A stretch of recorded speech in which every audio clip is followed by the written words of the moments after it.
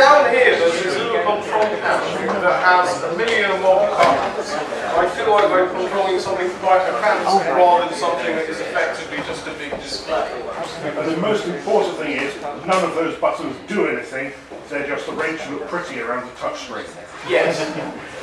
Yes, they are.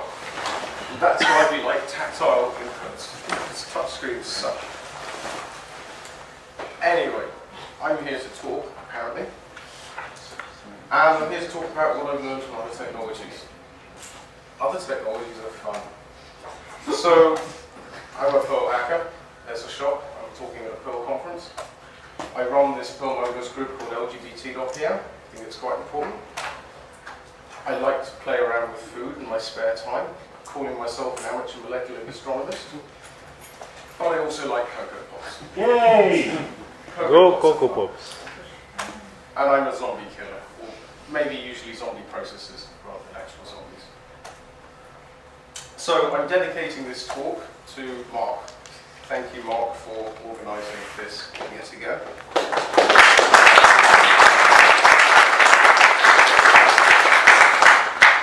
Enormous amount of effort goes into organising one of these things, far more effort than I could be bothered with. So good on you, Mark. There's this whole meme. It's web scale, and memes can be quite fun. Node.js, it's web scale. So I hear. MongoDB. It's web scale. Whoever made that noise, it was the right one. Redis. Yeah. React. Some of you may have heard of that. Others of you are like, what the fuck is React? Yeah. Which is quite a reasonable response if you ask me. It's a big NoSQL engine written in Erlang for extra web scale. No, Erlang, not ++. But today, of these, I'm only going to be talking about Node.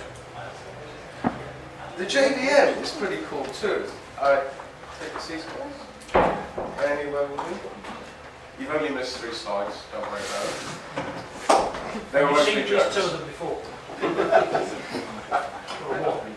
So on JVM stuff, there's Scala. Scala's getting quite a lot of popularity. It's used by people like Foursquare. There's Clojure. Clojure's pretty cool. And there's Groovy. Groovy's kind of like the bastard offspring of Ruby and God knows what. Satan. Groovy is the bastard offspring of Ruby and Satan. But I won't be talking about Groovy today. However, if you bring me a pint in the pub afterwards, I will happily rant about it at length. But first of all, I wanted to talk about Node.js, which is getting quite a lot of popularity. Hey, it's web scale! So, as far as I can tell, the exciting feature about Node.js, aside from the fact that it's JavaScript, is that it's got an inbuilt event loop. And it makes it behave a bit like Perl, but it's kind of more hidden than that. You don't explicitly tap into it as such. It's just, yeah. But it's got synchronous mode as well, like writing regular Perl, except in JavaScript. And that's actually quite pleasant to use, to be honest. Quite a lot of things just work quite quickly. The way that the Perl-like stuff with the event loop is hidden is you just have a bunch of functions that tie into it automatically, and they've got callbacks. So you provide a callback for when it's done the action. Fortunately, that can be a bit messy. So here's some vaguely sane-looking Node.js code. This uses Socket.io, which is a library for doing WebSocket handlers, but it'll fall back to long polling and other things. It doesn't look too bad. It's just JavaScript, which is only like Perl. The core of that is these few lines, which make a lot of sense, to be honest.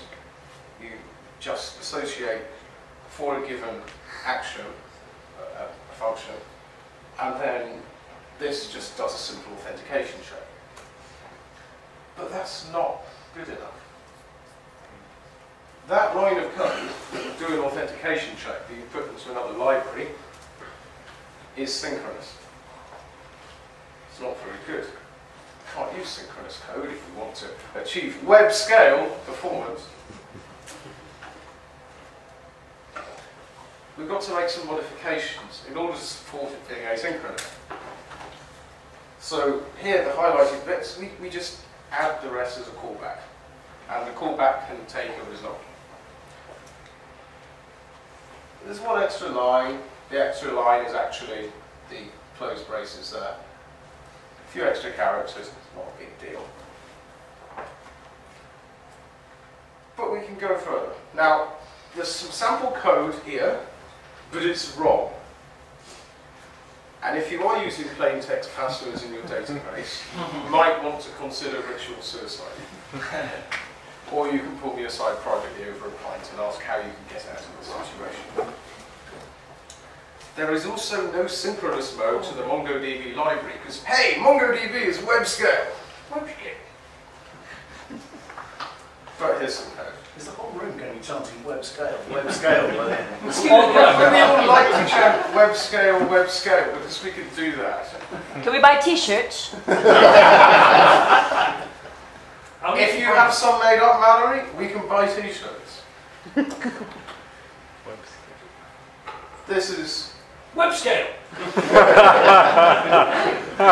No! This is not web scale.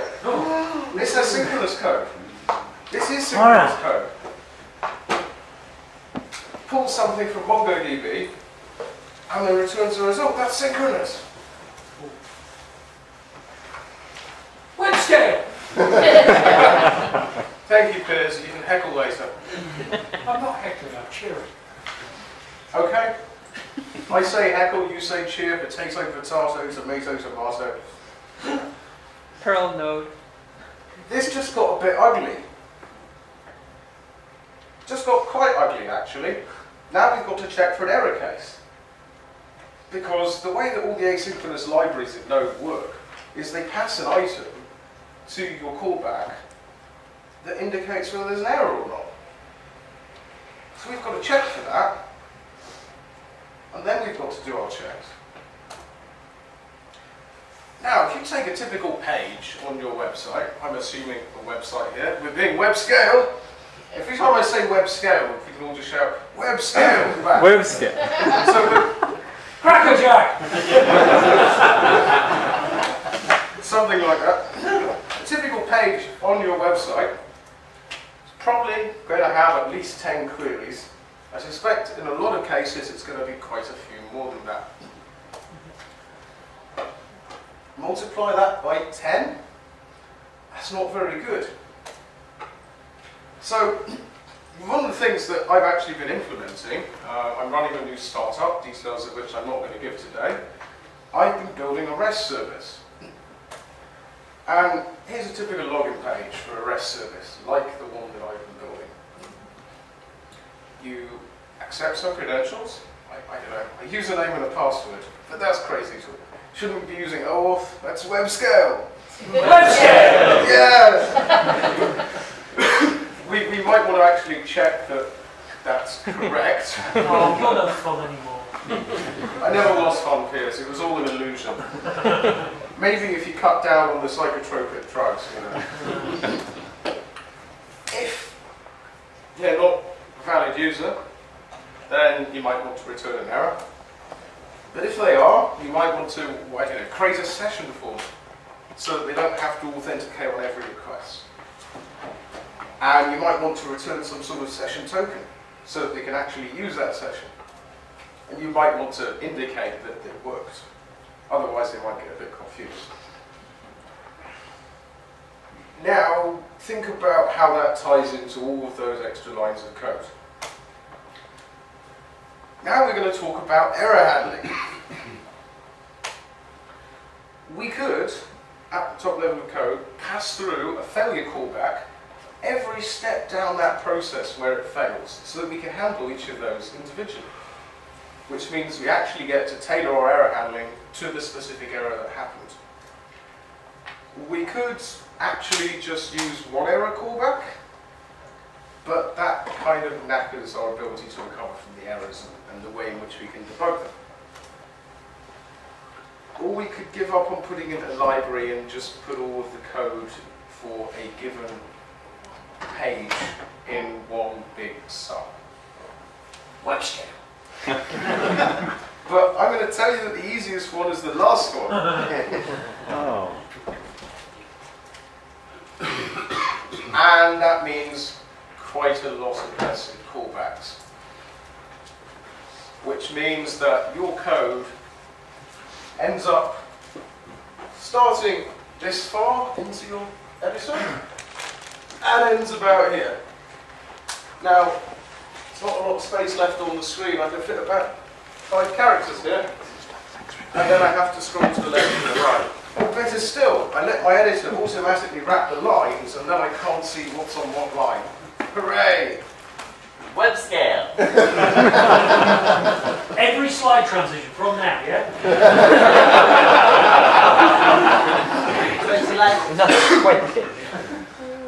So, the upshot of that was, try catch is pretty damn awesome. It means getting rid of all of this mess. But in Node.js, try catch is synchronous. It doesn't really work with the asynchronous model. Not unless you want to stop being web scale. Web scale! Did I mention how awesome try catch is? So I gave up on Node.js. I can't be dealing with all of that. The thing is, it's a way of doing things. It's really straightforward to go with. And you can make it work without too much difficulty. But you're going to write quite a lot of error handling code, and I couldn't be asked. So I went and looked at Scala. Scala's pretty Perlish, actually. It does actually remind me quite a lot of programming in Perl. But syntactically, it's quite a lot more attractive. It uses significant white space sometimes, but not in a broken Python-esque way. It's got some pretty cool libraries. Like Rogue. Oh shit. You get the gist. That is a MongoDB DSL. Projector scale. Yes. That is interesting because that is all type checked at compile time. So you're writing that in type checked language. So your query, if it's wrong, will generate a type error at compile time. That's pretty cool. We can't do that yet. I say yeah, I've got a project for that. It runs on the JVM, or it runs on .NET, if you are of the Microsoft persuasion, or the Mono persuasion, in which case you're really broken. As with most things that run on .NET and the JVM, it uses threads instead of callbacks, which means no callbacks. But then how can it be web scale? Web scale! I was wondering if people would do that because of the way it fitted into the sentence. No, we're not applying thought. Exactly. Well, web scale. I thought that was a requirement to be web scale if you didn't think about Exactly. it. So Scala's got this thing called SBT, Simple Build Tool. And it manages building because it is a compiled language. It has to run on the JVM, so you've got to compile it. And it also installs dependencies, much like CPAN does. CPAN utility. But you configure it in Scala. And it makes me feel stupid. I don't actually think I'm stupid.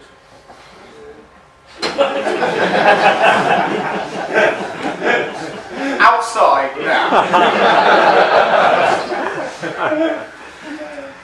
But the thing is, a lot of Scala things make me feel stupid. And if I don't want to believe that I'm stupid, I've got to say that Scala's probably not right for me. Nonetheless, I persevered. And in Scala, there are two main frameworks. First of these is play, and the second of these is lift. According to Tom, people seem pretty split on which one of them they like. But He was talking about frameworks here, was he? Not sexual perversion. I certainly hope so. But it seems that you like one or the other, but you can't like both. As it happens, I liked neither. You see, we're still on the sexual perversion, aren't we? Clears your brain is quite something. Web scale.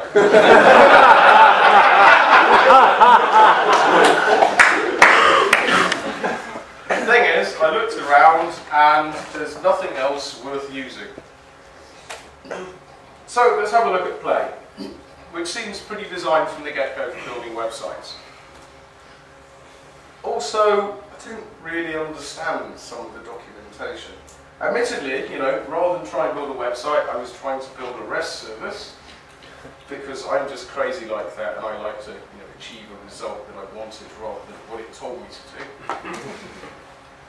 Things are kind of difficult to follow. What's this? You know, how does this work? Where does it all fit together? It reminds me a lot of owning an iPhone.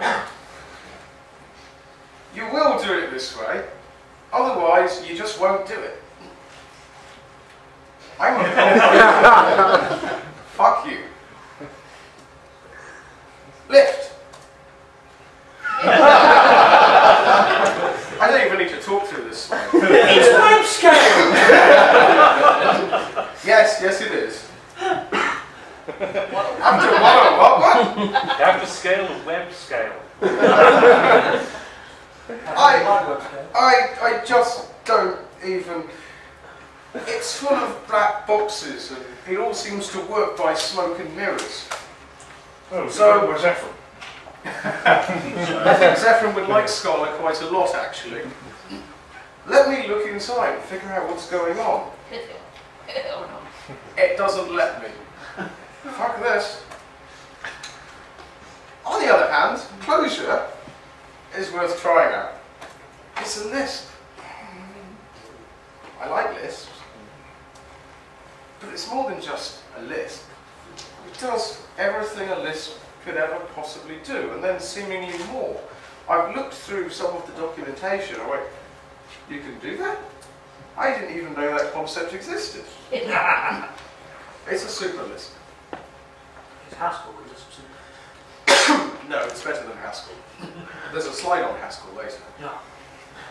It seems to have everything I could ever want. It's pretty cool, since I have to build half of it in Perl every time I want to do something. And it's got a different mentality from Scala, which is very much like looking inside things. It runs on the JVM. It also, like Scala, runs on .NET.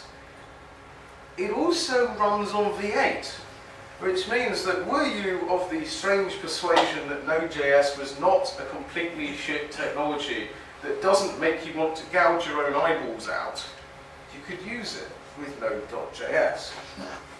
I'd advise you not to. It's got this thing called Liningen.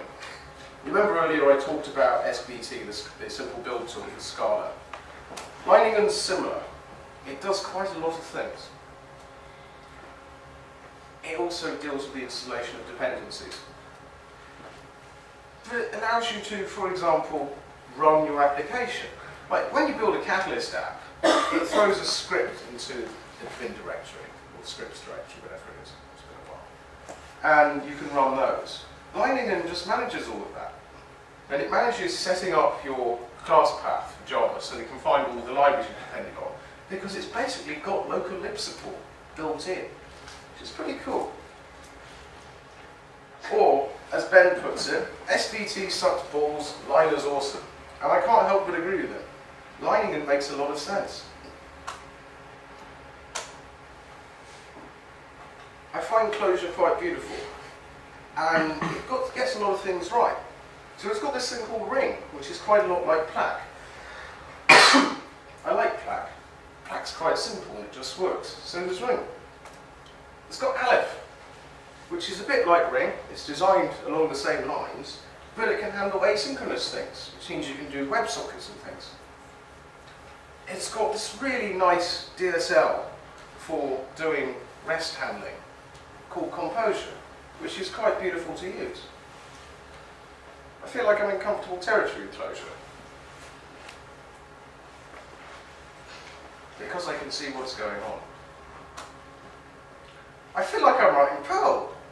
There's never any mystery about what's happening when I'm writing a Catalyst application, or when I'm using a lot of libraries that I find on CPAN. There's never any mystery about it. But I'm writing it on the JVM, and that's actually kind of cool. I like the JVM. And I get to write it in Lisp instead of Perl. That's pretty cool. I like Perl. I like Lisp more. Lisp, of course, is the original means of creating DSLs. Lisp invented DSLs in the 60s.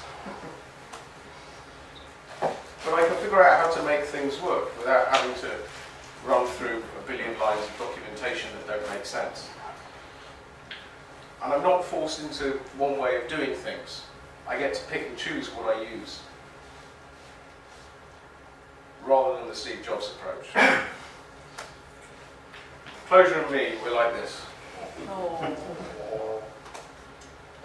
Unfortunately, I finally found something I like, apart from Perl. There'd have to be some downsides. So there's a quote from Ravi Burns, taken from the first line of Mice and Men. Steinbeck quoted it as well.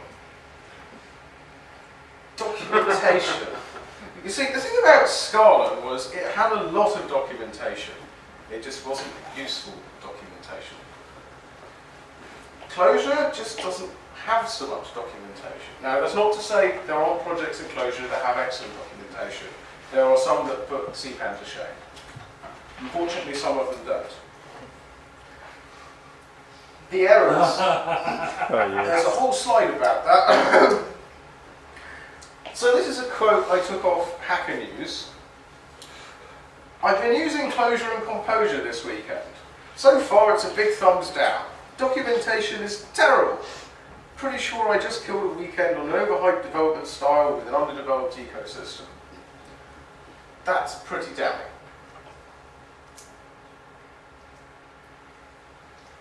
This has been truncated.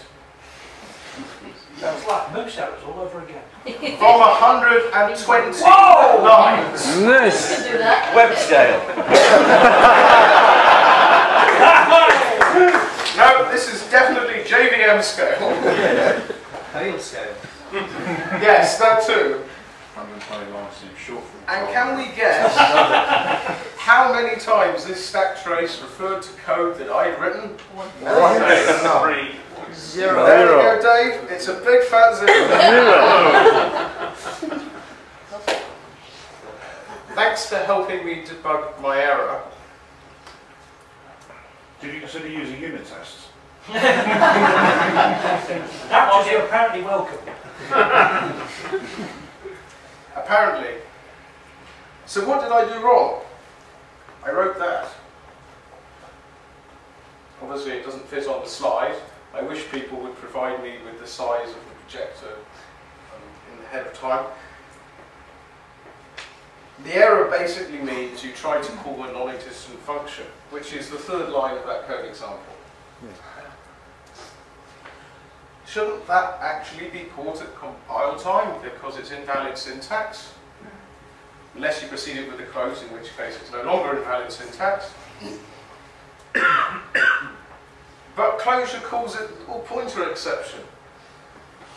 Ah, I understand why now. Yes. Shit. Yes. If you understand, then it is obvious. But unfortunately, a null pointer exception could be a hell of a lot of things, and it's not useful in this case. How about you just tell me what line the error was on? I don't care if you don't tell me what the error is. If I found out it was on the third line, I could pretty quickly figure out what was wrong. But Clojure's got some awesome things as well. Like software transactional memory, which allows you to perform operations on variables as if it were a transactional database. It's pretty cool.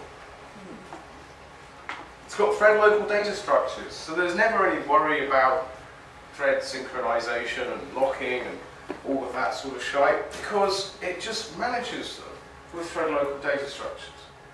And you can use SGM to go cross-thread. It's got dynamic and lexical variables. Obviously we're used to lexical variables in Perl. We're also used to dynamic ones, we just don't realise it. There are quite a few of them. But Clojure has support for just declaring new dynamic variables really easily, whereas you have to work it in Perl. It's got macros. Macros are the holy grail of Perl. We've been replicating them badly for years. First of all, we did Source filters. source filters, that's the word I'm looking for. Web scales. And horribly broke whatever code we wrote in them. Then we got to Vel declare, and we horribly broke it to a lesser degree. And we had to write horrible code to make it work at all. We've been trying to implement macros badly for a long time so that we can change the way Perl looks. But we've got them built in. There's also every Java library I could ever want, and I'd say that almost makes up for the loss of CPAN. A few other things have awesome features. Like Haskell. It's a functional language, just like Clojure. It's also got software transactional memory. It is laziness. I should have written that actually. It's got some pretty immature libraries. I think Haskell programmers are locked into a fixed way of doing things and they're just about gathering that the internet exists. Everything's pretty tightly integrated. I don't like being told what to do. I'm a Perl programmer. And frankly, I'm a bit thick to program Haskell. But Perl has always been there. I know Perl fairly well. In every paradigm language. Sure, it may lack macros. It's got quite a lot of other cool things. Source filters. Fortunately, it can be difficult to scale certain types of applications in Perl, like WebSocket applications. And guess what I'm building? Web scale. But some other technologies make building them fairly easy, like Clojure. And I'm lazy. So, this is an aside, not entirely relevant to the talk, but there's Comet and there's WebSockets for doing that sort of thing. And Comet is a better protocol. It's just normally implemented over long polling. But WebSockets are much faster than Comet. You can have your cake and eat it now. So Comet runs on a protocol called Bio, and the official implementation of that is called CometD, and that's written in Java. Wait, doesn't Clojure run in Java? And it runs over the WebSocket transport as well, so you can have both of them. That's the future of doing connected web applications. Anyway, we've run out of time. So would anyone like to ask me a question? Or they could do that in the pub later if they would like to do so. Or they can ask me in the break that we're about to have. So, questions?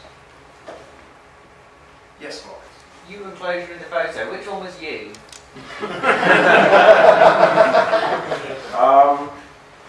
One of them was wearing a frilly top. I think that was him on the right. I don't know, which one am I? I think you're the blurry one. I'm the Maybe I'm web scale. Web scale! Maybe you're the fence. Does anyone else have any questions? So, while you were playing with things that aren't Perl, Node.js and the others, did you play at all with Meteor? Did I play with media? Meteor.